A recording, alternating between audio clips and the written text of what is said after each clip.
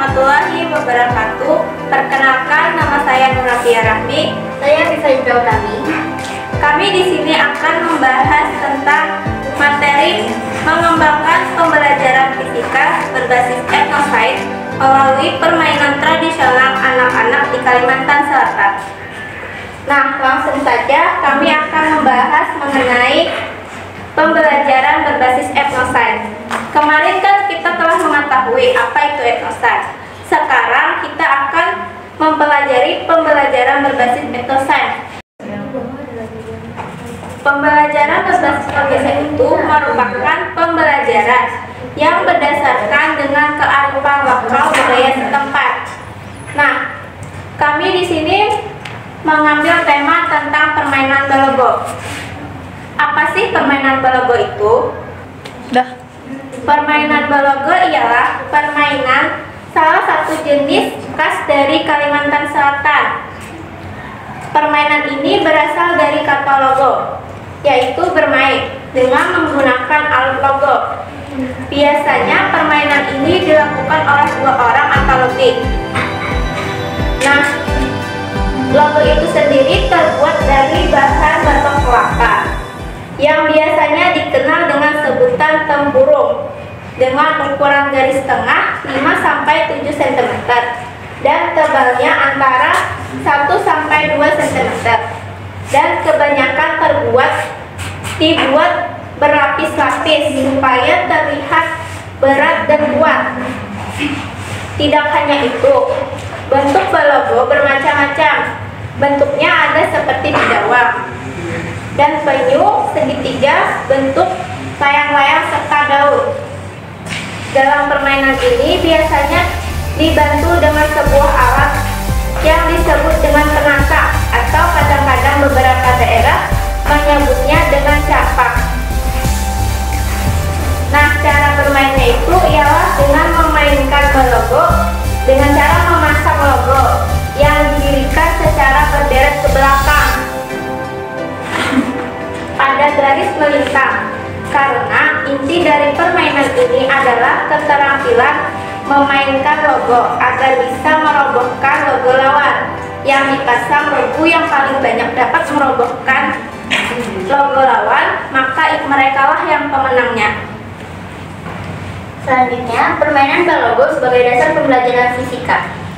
Jadi, dalam permainan balogo ini juga terkandung konsep-konsep pembelajaran fisika, khususnya pada materi momentum, impuls, dan tumbukan. Kita bahas sedikit mengenai 3 materi ini. Pertama, momentum. Jadi, momentum itu adalah kondisi suatu benda untuk mempertahankan kondisi diamnya. Selanjutnya ada impuls. Jadi, impuls itu adalah gaya yang dilakukan dalam selang waktu tertentu untuk membuat perubahan pada momentum. Jadi impuls ini akan memberikan gerakan pada suatu benda. Yang terakhir ada tumbukan. Jadi tumbukan itu adalah gaya ketika 2 buah benda saling bertubrukan satu sama lain. Dalam tumbukan ini juga berlaku hukum 3 Newton dan hukum kekekalan momentum, di mana nantinya ketika 2 benda ini saling bertubrukan, maka antara kedua benda ini sama-sama saling mentransfer gaya, sama-sama saling memberikan gaya kepada benda yang ditabraknya. Selanjutnya adalah fenomena-fenomena yang terjadi pada permainan balogo. Jadi dalam permainan balogo ini dapat dijelaskan fenomena ilmiahnya secara fisika. Yang pertama mulai dari alat permainan balogo sendiri. Jadi permainan logo ini terbuat dari bahan yang keras. Pemilihan bahan akan sangat menentukan keberhasilan dalam bermain logo dan gasing. Penjelasan ilmiahnya, pada bahan yang keras, durasi tabrakan antara 2 benda sangat singkat, sedangkan pada benda yang kurang keras, durasi waktu lebih lama. Pengaturan durasi waktu ini akan berpengaruh terhadap besar gaya impulsif yang akan terjadi. Jadi apabila bendanya semakin keras, maka impulsnya pun akan semakin besar. Selanjutnya, fenomena yang kedua adalah gasing yang masanya lebih kecil mudah dihentikan perputarannya daripada gasing yang bermassa lebih besar. Oleh karena itu, dalam permainan gasing biasanya gasing yang masanya kecil akan lebih mudah dihentikan perputarannya daripada gasing yang bermassa besar.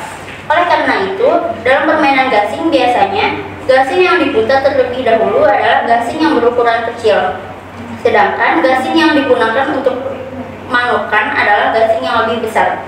Penjelasan ilmiahnya secara fisika adalah satuan besaran yang menyatakan tingkat kesukaran suatu benda untuk dihentikan disebut sebagai momentum. Persamaan matematisnya adalah P sama dengan massa dikali kecepatan.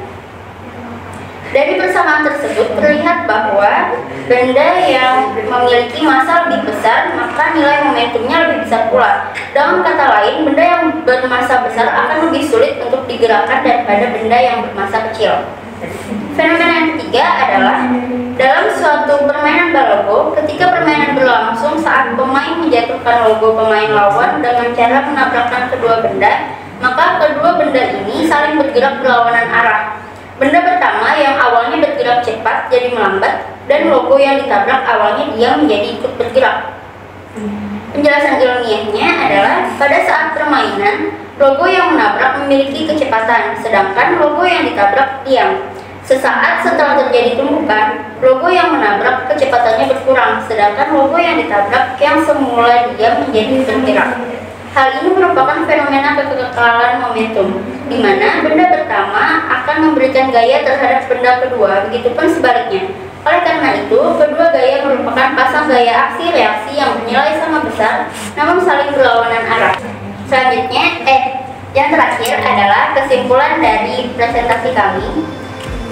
Jadi, pada pembelajaran berbasis etnoscience ini akan lebih memudahkan untuk dipahami oleh siswa, karena ini berbasis kearifan lokal yang sudah sering dilakukan oleh peserta didik pada umumnya melalui permainan balogo.